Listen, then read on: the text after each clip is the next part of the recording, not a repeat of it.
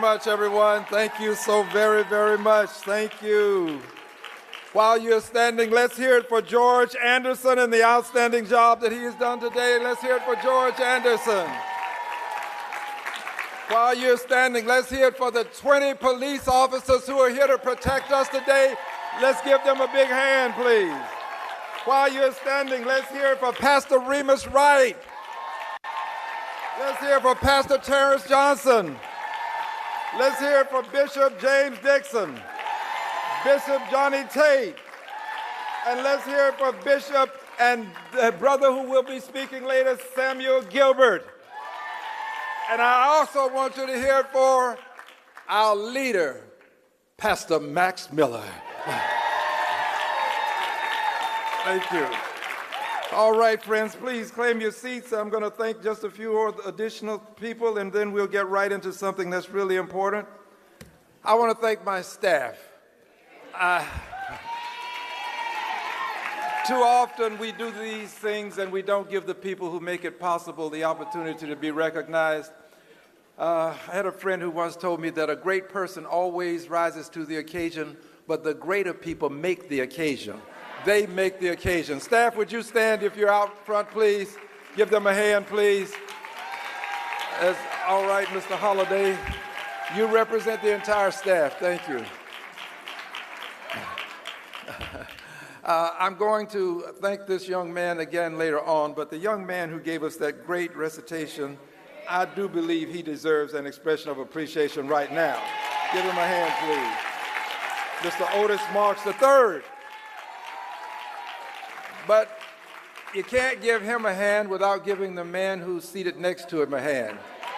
Let's have his father stand up now, please. Stand up, sir. Stand up. Give his father a hand, too, please.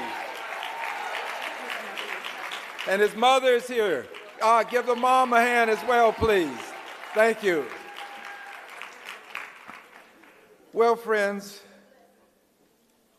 we have to ask ourselves at some point, why do we have to celebrate Black history? It is, after all, a part of American history. So why? Well, here's why. Because if we don't tell our story, it won't be told. And we are here today to tell just a very small portion of our story. This is not nearly the story that has to be told. But we want people to understand that there are people who will literally leave us out of history, or they will minimize our role in history. The best example of this is Claudette Colvin. Many people don't realize that before Rosa Parks took that seat on the bus, there was a young girl who took that same seat, not the exact seat, but took that seat on the bus. And she has not received the acclaim that she richly deserves for what she did. She is the person who also filed the lawsuit that went before the courts that caused the bus line to be integrated. So let's today recognize Claudette Colvin. Her stolen legacy is going to be recognized today. Let's recognize her. And we have to protect the legacies of people that we know.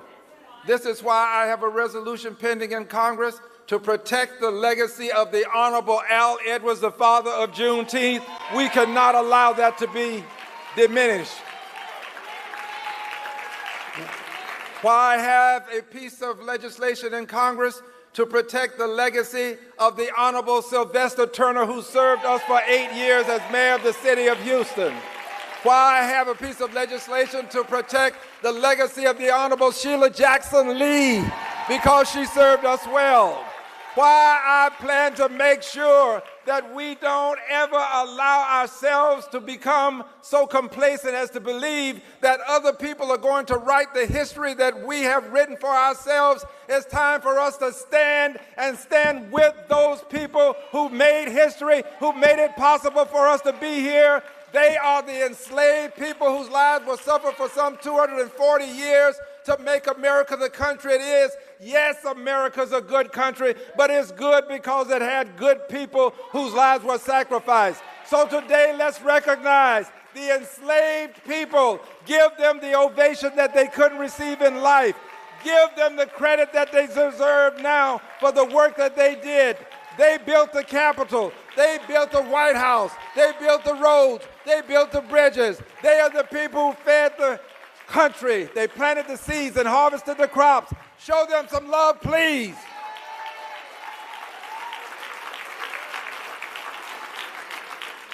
But we also have to do something else. We've got to tell the truth about the role some other people have played in this history. We've got to tell the truth.